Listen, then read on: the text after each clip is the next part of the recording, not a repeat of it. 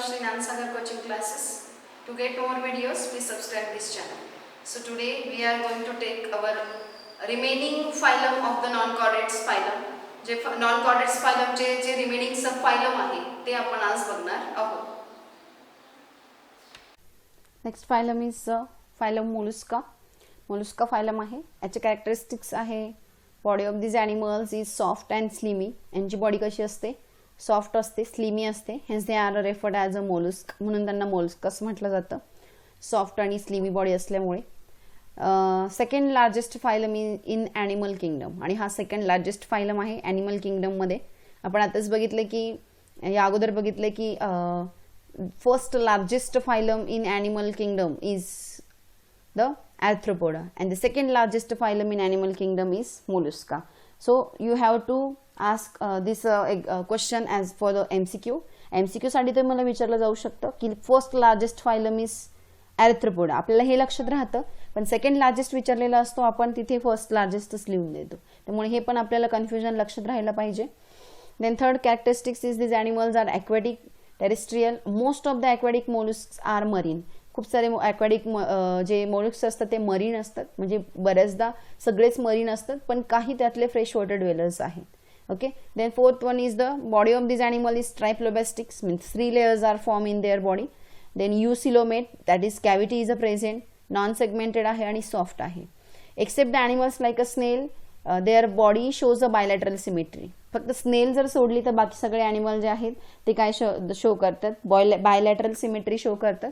There body is divided into the three divisions. त्यांची body जी आहे ती 3 डिव्हिजन्समध्ये होते, like head, foot and visceral mass. आता त्याचे व्हेसरल मासमध्ये त्यांची बॉडी डिवाइड होते, म्हणजे 3 पार्टमध्ये डिवाइड होते. एक तर हेड, फूट आणि व्हेसरल मास. व्हेसरल मास जे आहे ते काय आहे? तर it is covered with a mantle, म्हणजे त्यांच्या बॉडीवरती मेंटल कवर असतं. ओके. म्हणजे त्यांच्या बॉडीवरती जे कवर्ड असतं त्याला मेंटल असं म्हणतात. This mantle secretes a hard calcareous shell. आता हे मेंटल जे आहे ते सिक्रेट करतं, बरोबर. ते त्यांच्या बॉडीवरती कवर आहे, ते काय करतं तर हार्ड आणि कॅल्सरस शेलला ते सिक्रेट करत असतं. त्यांच्या बॉडीतनं ते सिक्रेशन होत असतं. Okay. So this shell may be external or internal or even absent in some cases.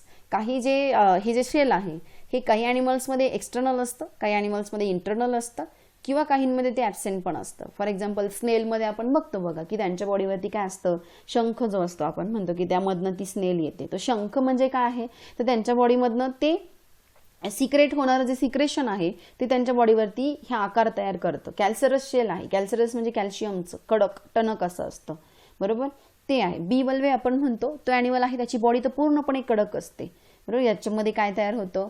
त्याच्यामध्ये जो मोती आपण म्हणतो की तो तयार होतो बी वल्वेमध्ये, बरोबर. हा मोती कसा तयार होतोय तर जे हे ॲनिमल असतात ना ह्या बी वल्वे, तर काय होतं की हे ॲनिमल त्यांचं प्रे करण्यासाठी त्यांची ही बॉडी ओपन करतात. ओपन केलं तर त्याच्यामध्ये काय होतं की समजा जर वाळूचा वगैरे कण जर त्यामध्ये गेला तर वाळूचं कण त्यांच्यामध्ये काय होतं, त्यांच्या बॉडीला तो टोचतो आणि तो टोचल्यामुळे काय होतं की त्यांच्या बॉडीमधनं काही सिक्रेशन निघतात आणि ते सिक्रेशन त्या वाळूच्या कणावरती ते करत असतात.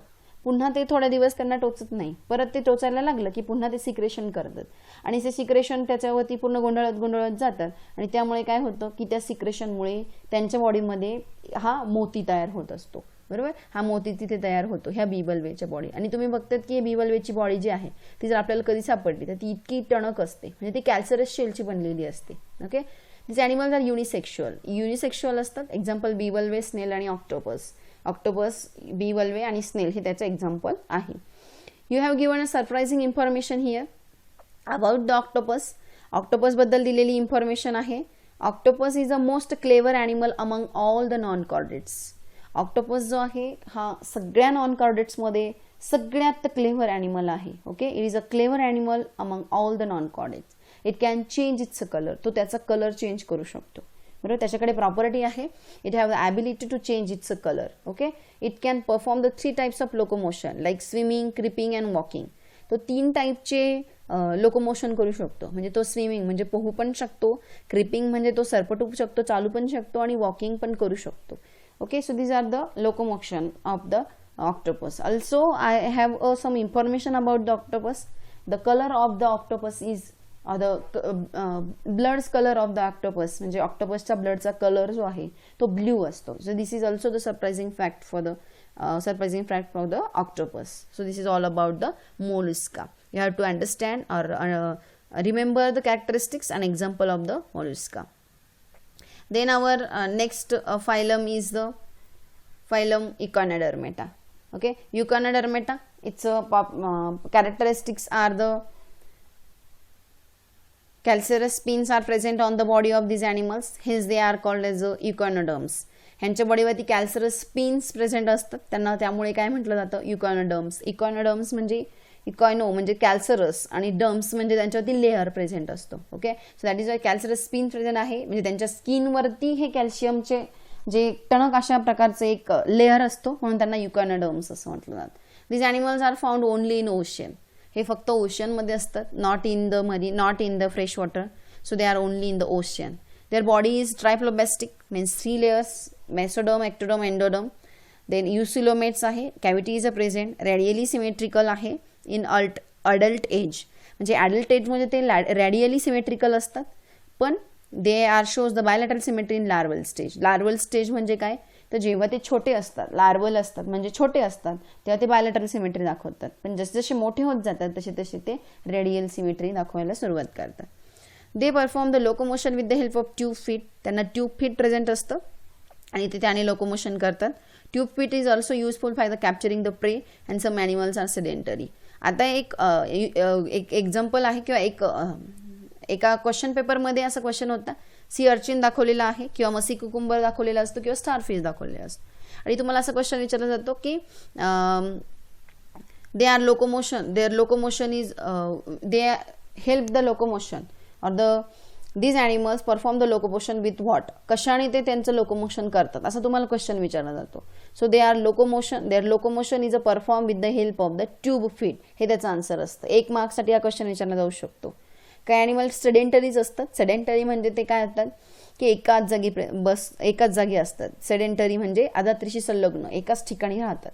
दे have the skeleton made up of calcareous spines or the ossicles plates असतात त्यांच्या बॉडीवरती, म्हणजे त्यांचं स्केलेटन आहे, त्यांची बॉडी जी आहे बाहेरची ती कॅल्सरस स्पिनची बनलेली असते. This animals have good ability of regeneration. जे ॲनिमलची बॉडी जी असते ती गुड ॲबिलिटी आहे, रिजनरेशन करू शकतात ते, म्हणजे त्यांचं रिप्रोडक्शन फास्टली होऊ शकतं. And this animals are mostly unisexual. कसे असतात, युनिसेक्शुअल असतात. एक्झाम्पल आहे starfish, sea urchin, sea cucumber, brittle star, etc. So example is starfish, sea cucumber and sea urchin. So these are the example and characteristics of the Echinodermata. Here you have, do you know, the in certain situations starfish can break apart its body parts and regenerate those later on. म्हणजे जसं या अगोदर आपण regeneration बघितलं आहे प्लॅनेरियाचं reproduction या चॅप्टरमध्ये, तसं या स्टारफिशचं पण रिप्रोडक्शन होतं की जर समजा त्याने एखाद्या सर्टन सिच्युएशनमध्ये जर त्याच्या बॉडीला ब्रेक केलं तर जेवढ्या पार्ट्समध्ये त्याने त्याला ब्रेक केलं तेवढे पार्ट्स काय होतात, लॅटर ऑन रिजनरेट त्याला होतात. म्हणजे जेवढे पार्ट त्याचे ब्रेक झालेले ते त्याला नंतर परत येतात. So this is a regeneration. So the starfish can be reproduce by using the regeneration technique. रिजनरेशनमुळे ते काय होतात, रिप्रोड्यूस्ड होत असतात. So this is all about the Echinodermata. Then next phylum is the phylum Hemichordata. Next phylum आहे Hemichordata phylum. So this phylum characteristics is the body of this animal is divided into the 3 parts or proboscis, collar and trunk. त्यांची body 3 पार्टमध्ये divide होते, proboscis, collar and trunk. बरोबर, इथे तुम्हाला दिसतंय diagram मध्ये proboscis, collar आणि trunk अशा 3 पार्टमध्ये ते डिवाइड होतात. एक्झाम्पल आहे त्याचे. So notochord is present in the proboscis region only and hence they are called as hemichordates. यांच्या बॉडीमध्ये त्यांच्या प्रोबॉसिक्स रिजन जो आहे, म्हणजे हा त्यांचा प्रोबॉसिक्स रिजन आहे, इथे फक्त नोटोकॉर्ड प्रेझेंट असते. बरोबर, आणि म्हणून त्यांना काय म्हटलं जातं, हेमिकॉर्डेट्स. हेमिकॉर्डेट्स म्हणजे त्याच्या स्मॉल पार्ट्समध्ये त्यांच्या काय आहे, कॉर्डेट प्रेझेंट आहे, म्हणून त्यांना हेमिकॉर्डेट्स असं म्हटलं जातं. Okay, this animals are called as acorn worms. म्हणजे यांना ॲकॉन वॉर्म पण म्हणतात. म्हणजे ॲकॉन जे आहे, ॲकॉन नावाचं झाड आहे, त्याचं जे फळ असतं तिथेच दिसतं, म्हणून त्यांना ॲकॉन वॉर्म पण म्हटलं जातं. These are the marine animals lies in the burrows in sand. हे कुठे राहतात तर मरीन ॲनिमल आहे, सँडचे जे बुरोज असतात म्हणजे वाळूचे जे ढिगारे असतात जमिनीच्या खाली त्यांसारखे हे त्यांच्यामध्ये हे राहतात. They have 1 to many pharyngeal gill slits. यांना एक किंवा एकापेक्षा जास्त pharyngeal gill slits असतात for their respiration. They are unisexual or the some of may are hermaphrodite. Unisexual असतात, त्यातले काही हर्मेफ्रोडाईट असतात, म्हणजे both the male and female reproductive system present in the same animal. So these are the characteristics of the hemichordates, and Balanoglossus and Sachyloglossus is the example of this. So Balanoglossus and Sachyloglossus is the example of the phylum Hemichordata. Okay, so through the viewpoint of evolution, Balanoglossus is considered as a connecting link between non-chordates and chordates. जर view point of view आपण जर घेतला, point of evolution जर घेतलं, तर त्यानुसार जर बॅलेनोग्लोसस जो आहे ह्याला काय म्हटलं जातं, connecting link between non chordates and chordates. कारण आपण आपल्याला दिसतं इथे की इथे काय आला याच्यामध्ये, तर छोट्या पार्टमध्ये त्याच्या कॉर्डेट्स प्रेझेंट आहे, म्हणजे त्याच्यामध्ये नोटोकॉर्ड प्रेझेंट आहे. मग नोटोकॉर्ड प्रेझेंट आहे, नोटोकॉर्ड कोणामध्ये असते, कॉर्डेट्समध्ये असते, आणि याच्यामध्ये पण आहे, म्हणून याला काय म्हटलं जातं, connecting link between non chordates and the chordates. So this animal shows the characters of both the group. Connecting link असेल तर तो बोथ द ग्रुपचे कॅरेक्टरिस्टिक शो करतो, म्हणून त्याला कनेक्टिंग लिंक असं म्हटलं जातं. So this is all about the characteristics of the hemichordates. So all we see all the phylums and characteristics of wild phylum. So you have to learn that characteristics, remember that characteristics and their example too. Also their diagram and their nomenclature you have to understand or remember.